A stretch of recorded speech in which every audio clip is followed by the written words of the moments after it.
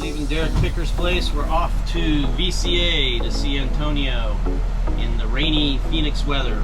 So off we go. All right, guys, so we finally arrived at Vivid Creative Aquatics here in Phoenix, Arizona. Had a little trouble with the airbags on the RV. Delayed me for a couple hours. I got it all fixed up, but we're here now. We're gonna go inside and see all about Vivid Creative Aquatics, the RFG, how they print stuff. We're gonna go inside, take a look, talk to Antonio, have him show us around, and see how this is all done, so let's go.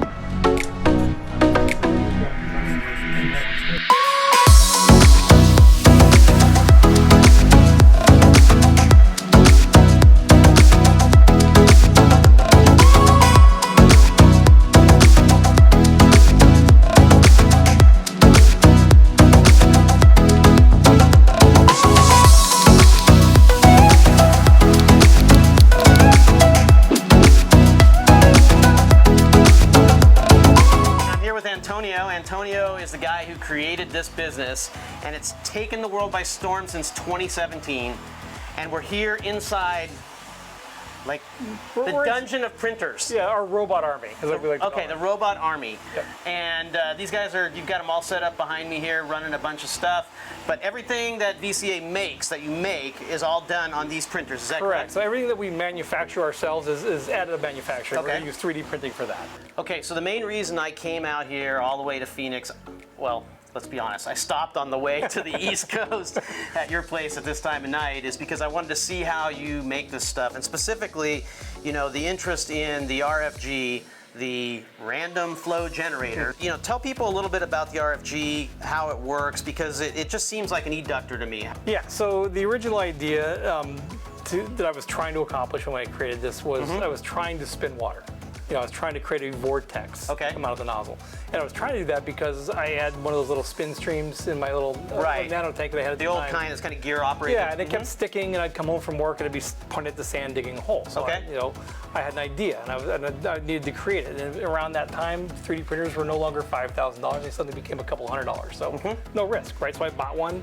I sat down, I used my program Cinema 4D, which is what I was into, which is more graphic animation stuff, and I used that to create a model. And I started printing these things and trying to figure out how to work. Okay. First ones failed.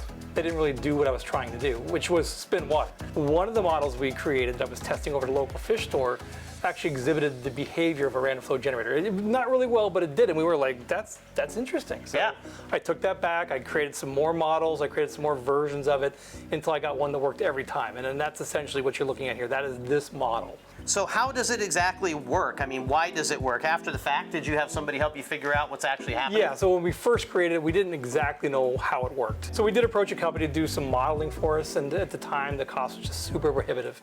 We're talking like $75,000 to show that it would divert water. I'm like, well, we already know it does that. Only one of these 5 jets, so to speak, have flow coming out of them at any one time. Is that because there's some sort of negative pressure in one? So basically what happens is as water enters the nozzle here, it gets accelerated just like an accelerator does, because it's got a jet in the middle. Like an eductor? Yeah. These little eductors in the back are not like a traditional eductor, meaning they're not designed to pull in as much water as possible. They're actually designed to create a little bit of drag on the flow.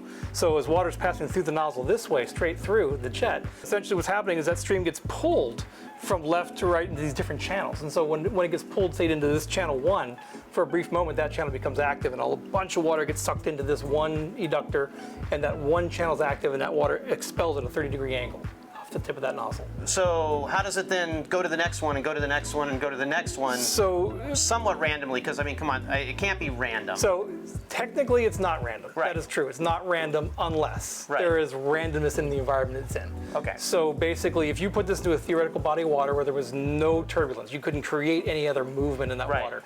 It would just mechanically go channel 1, channel 2, 3, 4, 5. But as you get pressures around the base of the nozzle, those small pressure differences cause these eductors then to become active randomly. Okay. Because the water around it can be somewhat random and pretty much is random. Yeah.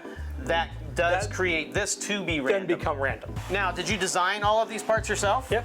All the parts in here are a design of my own. So basically, our adapters or MJVs or even the parts that we did for the SPS kit, random flow generators, all these parts are models that I've created. You design the parts, you bring them in here into the printers print them, they, you know, come off, they get cleaned up, they go to QC. All of that happens right here in Phoenix, Arizona. That's correct. Nothing in China, no part of it. Nope. No, okay. As far as what we're making, it's all done here in this building from start to finish, from, you know, the printed part to the packaged retail product. Right. All here. So at this point, our mic receiver had an issue, but basically Antonio took me through some of the details of the printing process. I asked him what they used for adhesion on the printing beds. Antonio said that they had tried all sorts of things, but ultimately they found regular blue painter's tape to be better than any other method for both adhesion and ease of removal. I also asked why they didn't print more parts at a time on each machine. His answer was that rather than print an entire matrix of parts simultaneously, where every part on the printer gets one layer at a time, he said that layer-to-layer adhesion is better on the parts, and also if there's any issue, only 6 parts and the time it took to print them are wasted, not 16. All right, so we're over here and we've got a couple more printers. To me, they just look like the same old printers as the ones over here, except they're bigger. But you're telling me they're different. What's so different about these? Yeah, so they're still FDM printers, but they're called IDX, or dual independent extruders. Okay, because they have 2 heads. Correct. And so these have the ability to move independently of each other, or as a duplicate mode like we're doing right now, or even as a mirror, if you wanted to create something that was mirrored of each other. Okay. But we primarily use them as duplication mode so that we can produce things twice as fast. So things like our 11-inch Never Rust tweezers, they take a while to print. So we kind of help that by producing 2 at a time. And you need a bigger bed too, right? Yeah, and a bigger bed too. But basically it just gives us the ability to produce 2 parts in the same period of time that it would take to create 1 part. Okay, and so how long does it take to print 2 sets of those tweezers? This will be probably about a 3.5 to 4 hour print job to produce 2 of them, but we're producing 4 in that same period of time. 2.5 hours? Yes. To get 2 of these? Yes. Okay. Well, that's why we have 3 of these printers, and we're going to be putting a 4th one right here. So. Right, but still, I mean, hey, I'm trying to help you out here. I mean, this is how you justify the cost of some of this stuff. I mean, this has got to run for 2.5 hours, and they don't always run perfect either, do they? No, just like we're looking at here. These guys here are just, it's late in the day, it's the end of the day. They're tired. You want to like, go home. You want to go home, yeah. So sometimes we get problems with the printers, and that's not uncommon. It does happen. Anybody who does 3D printing knows that you have failed prints. That's one of the reasons I haven't even gotten into it myself, because this kind of stuff would frustrate me like to no end, and you got to deal with this every single day. Yep, and it could be something as simple as temperature. It could be a failed fan. It's not super common, but it does, you know, when you have 35 printers, not common, still happens often. When this happens, then you send it out to somebody to have this stuff repaired? No, we repair everything here. So we've got a workroom where we maintain probably a library of like 300 different parts to fix all these printers. They include fans and hot ends and nozzles. You do that all yourself, or do you have like a guy that comes in? I do that myself. So how often is that? Is like every day you're working on these things? Probably not every day, but there will be periods of time where we'll have more than 1 printer that will break. They just said they go in cycles. Okay. And then we'll have a week or 2 where we have no problems at all, and the room sits idle. Secret Sauce isn't the type of printer because they're more or less the same printer. The secret sauce is not necessarily in the filament or any of the other materials. It's really in getting the right kind of slicing, you said, right? Yeah, so, on the computer. So the filament does make a huge difference. You know, with everything that's happened with the supply chain, with people wanting to bring more, you know, stuff back home here to the U.S., obviously people are wanting to do more with renewables, have less waste in their manufacturing and whatnot. So what have you guys done? So we've made a couple moves on all of those fronts, meaning we're using recycled plastic, and it's U.S. sourced, meaning that the plastic originates. The original raw resin before it gets recycled is a U.S. product. Okay.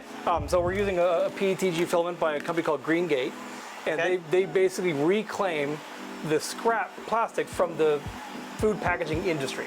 Okay. So when they make like a blueberry box or a strawberry box. Those little clear ones, right, that you open up from the supermarket. When they make that box, there's parts that are cut off that box. The scrap.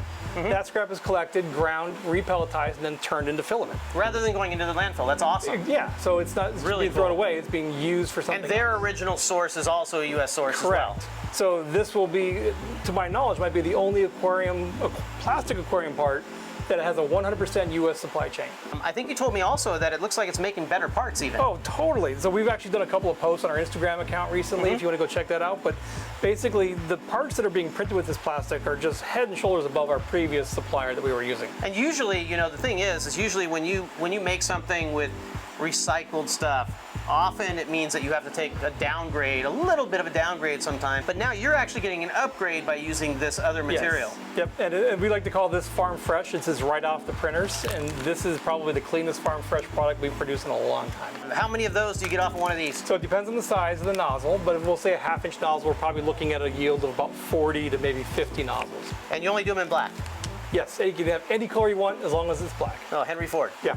Well, Price is right, you can have anything you want. Yes. I think Trump even called in, wanted a gold one, right? Yeah. You can't print metal, at least not gold yet, but we're working on that. But basically it's the filament and the slice file, as we call it. So as 3D printers, we call them slice files. Basically, you take your model, you run it through a program, you design that process by which it moves the print head, the temperatures. So it's cooling. Simulating exactly how it's going to lay down. Yeah, but you got to design that. You got to set the parameters perfectly to get your slice file dialed in. Okay. Once that's dialed in, you get good results. Okay. Now, you had said a little bit earlier that some people are going to want to sneak in here and know what all of this stuff is down here. Yeah, right? some people are going to want to see temperatures. They're going to see if we're, what our fan settings are at, speeds, things like that. And so is that? No secrets. I love talking 3D printing as much as I like talking reefs. Okay. So if anybody's curious, they can give me a call anytime. It says 90-90. Let's see here. Let me put my glasses on. Let's take a look what it says. It says 236 degrees Celsius for the heads, and we're saying 90 degrees for the bed. Okay. The RFGs, on the other hand, those are printing at 255 degrees Celsius with a 60-degree bed. And the kind of material that all this is made out of again, because I'm not... It's PET. So again, this particular plastic is PETG. And it's a U.S. sourced, recycled and plastic. safe for the aquarium. It's not going to dissolve in the aquarium or anything like that. Nope. It's obviously you've had them. I've had them. Well, PET is the same material you're going to find your water Plastic bottles. Yeah. Once we come out of this particular room, they get packaged up, logged in. I saw that, and then after that, they go over to a room to be cleaned up, because anything I've seen come off of a 3D printer doesn't look like it looks in the pretty pictures that when they try to sell you a 3D printer. Again, part of that's your slice file and how you design that print process, but you're not incorrect. It does not come off 100% perfect every time, and they do need to be looked at, inspected, and cleaned. Okay, let's go take a look at what those guys do over there. Okay, cool. Stuff comes off the printer, you just don't throw it in a bag and it goes off to somebody else. I mean, there's a whole amount of actual human work that goes into this that I didn't even realize until you showed me. Because when they come off the printer, there's little hairs, there's all kinds of things going on inside and whatnot. So tell me the process in here and who does this work? Yeah, so we have a team of 3 really dedicated employees that we absolutely love, and they come in here like about 4 or 5 days a week. Basically, they sit at these stations and we bring in the product in boxes. They've been logged, and they sit here and they inspect them under these magnifying glasses. They brush them, so I have to kind of go through there and kind of break up, or not break up, but lift up the little hairs. Yeah, sure. We'll get you a seat right here. They have a little process, so they spend a minute, 2 minutes on each one of these, and then sometimes there's still some little hairs left, and you got to stick them on a heat gun or something? Yeah, so we heat gun them, we tumble them, we do a couple of things like that just to kind of just get them warmed up and get those little tiny little microscopic hairs that you can't tweeze out of there just to kind of evaporate off there and get them as clean as we possibly can. It's definitely really cool that you're doing this. Again, this is a U.S. company. The fact that everything from the filament all the way through to these guys finishing it up and then getting inspected, and I guess somebody pretty close to you does the final step, huh? That's right. My wife, Darlene, she is basically the final say on every single part that leaves this building. Yeah, is she doing that right now? Right this minute. Let's go take a look. All right, I'm here with the brains of this operation here at VCA, okay? She's the last step before this stuff goes out the door and goes to your aquarium. Darlene is here cleaning stuff up and inspecting everybody else's work. You doing a good job? I'm nervous. She's not mic'd up or anything right now, but she's doing a great job, and you guys got a great business here, husband-wife team. Yes. Family operation.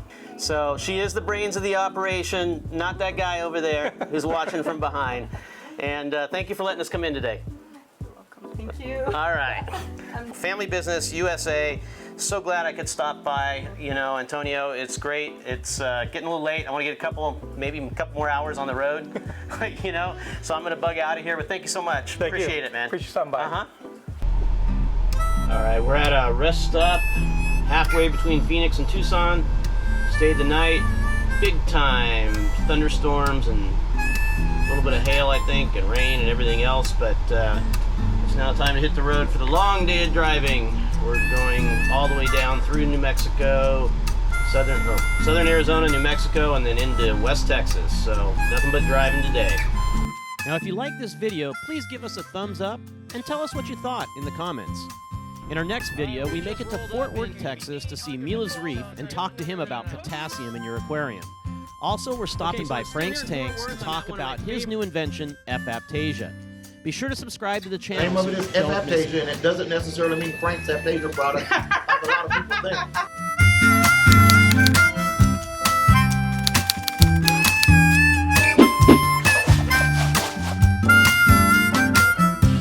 That's how you know you're in Texas.